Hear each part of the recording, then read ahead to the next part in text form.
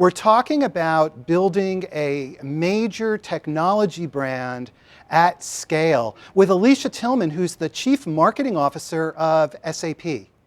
I'm Michael Krigsman. I'm an industry analyst and the host of CXOTalk. Hey Alicia, how are you? Hi Michael, it's nice to see you. And likewise. So tell us about your role at SAP as Chief Marketing Officer. I run the global marketing organization at SAP, so development and management of our brands, sponsorships, integrated media, events, all of our campaigns, pipeline, demand generation, so all of the functional capabilities that you can imagine to shape the brand of SAP and use the brand of SAP to help drive financial success that we have in place at a board level here. Now, you have just been recognized as the 16th most valuable brand in the world. Tell us about that. The annual BrandZ Most Valuable Brand Rankings was just released. We're very happy about this. I mean, even if we look at the past 2 years, we've grown 5 spots on the survey. Our brand value has grown by $12 billion, so that's a 27% increase in brand value from a couple of years ago. And if you just simply look at it from what we earned last year, that's over $200 million that we're growing the brand month by month over a 12-month period. So it's pretty exciting for us. The BrandZ study looks both at the financial success of the company as well as the brand's focus in helping to drive that financial performance, which in a lot of ways is a measure of your marketing effectiveness and how well you're telling the story in a way that's relevant to your consumers. So we're very, very proud of this. With all the thousands of companies that exist in the world and to be known as the 16th most valuable, it's quite an incredible accomplishment that we're feeling very proud about.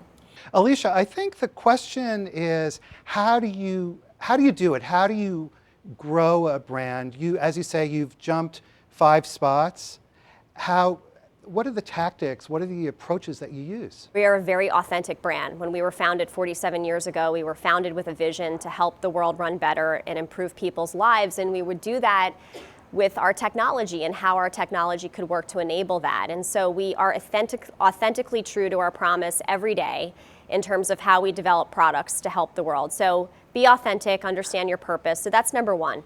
The second is we really work hard to be in touch with our customers, truly understand how they feel, what they want, and how do we build an operation around them so that it meets and exceeds their expectations. And then the third is when we think of the tone and the style of how we deliver the message of the SAP brand, at the end of the day, we may be a B2B company, but we're still selling to human beings.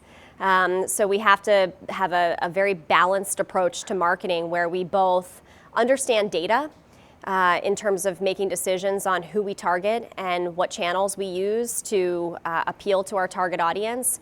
But at the same time, we have to practice a fair bit of empathy, a fair bit of understanding, and in doing that, how we message the brand and the value of brand back to our customers, being relevant, using a human tone, a fair dose of humor, really goes a long way in drawing a connection that's necessary no matter what business or where in the world you operate. And so that's a formula that we've outlined a couple of years ago, and we've been working to consistently drive as it relates to how we build the brand of SAP.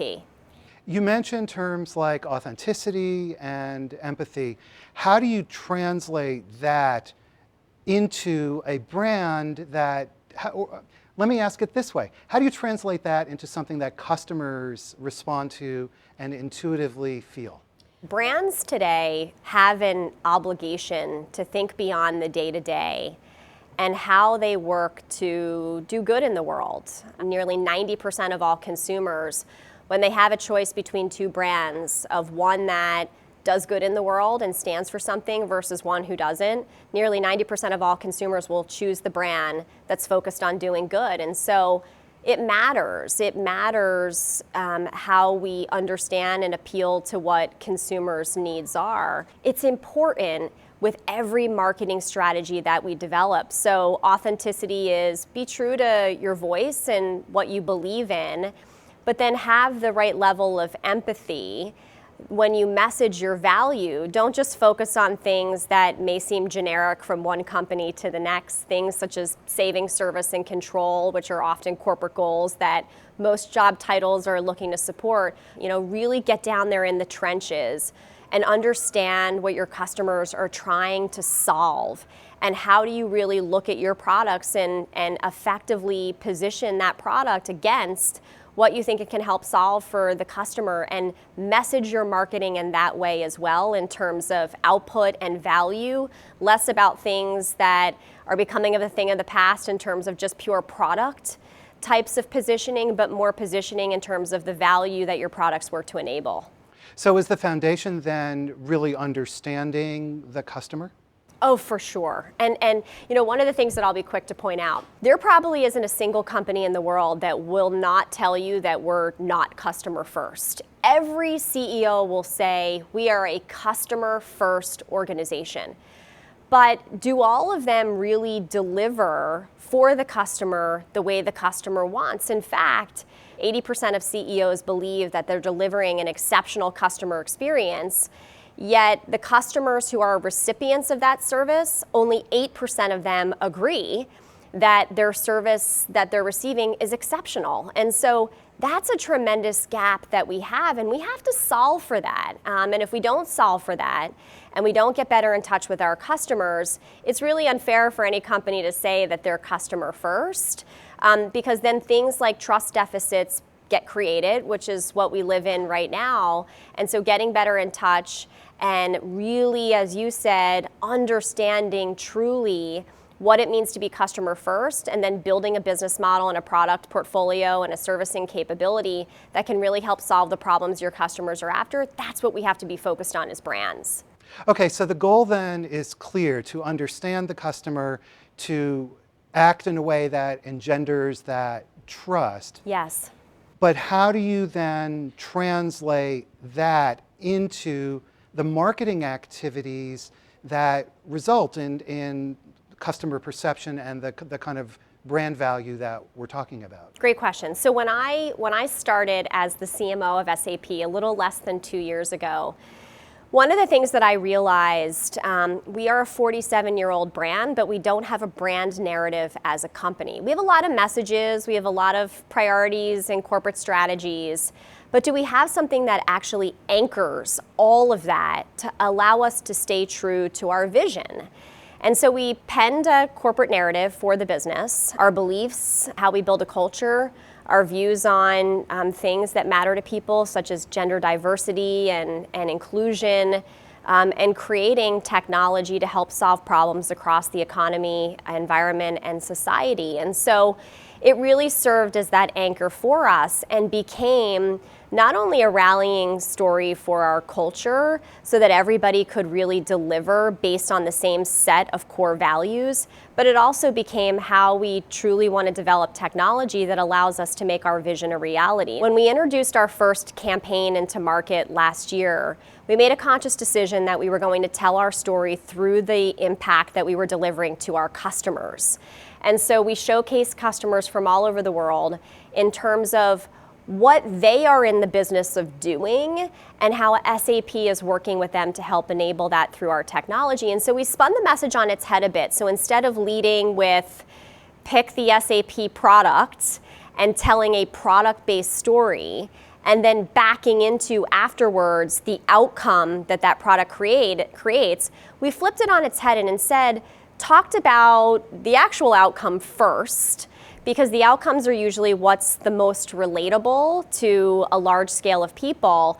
And then after you get them on the hook and saying, yeah, that's awesome and I can relate to that, the natural question after that is, well, how'd you do it? How are you able to achieve that? And then that's when we would start to talk about how SAP and what within our portfolio helps to enable it. So we've been trying and testing several different methods, but I can tell you, staying authentically true to our purpose and using that as an anchor for everything we do, and then looking at how we spin around the way we tell the story to be focused more on outcomes first and then products as what enables that after you've built a connection and a relevancy with the person that you're speaking with.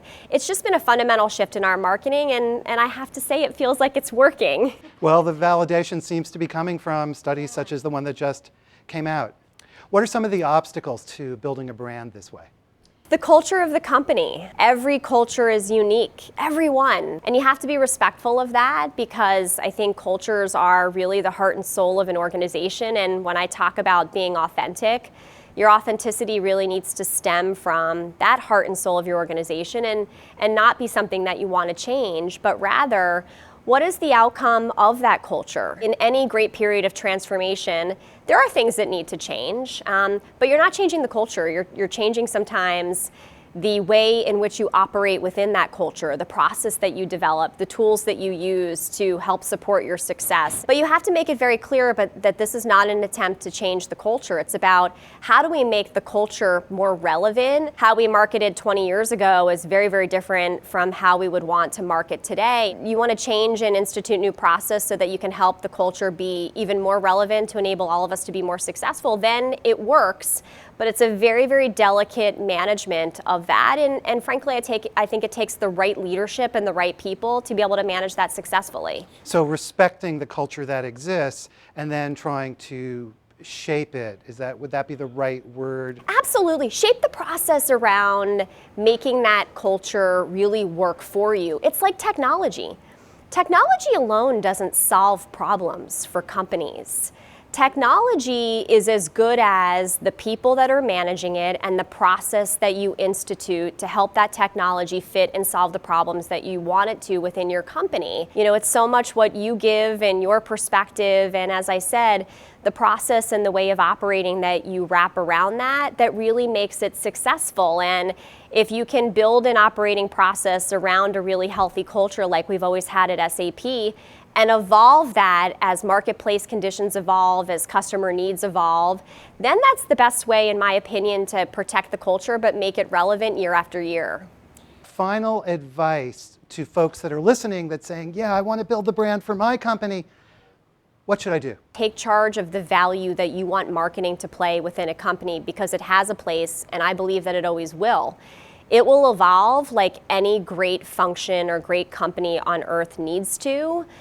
But you as the marketing leader are the ones who are best positioned to help your company understand how marketing can work best for it. It's exciting to be able to shape a brand that speaks to the needs and the opportunities that your customers have. I think that that's a pretty good reward if you think about how you can shape that, how you can be at the forefront of it, and how you can help your company ultimately achieve the value so that the brand can work in support of the financial goals of the business. Alicia Tillman, thank you so much. Thank you, Michael. It's been awesome.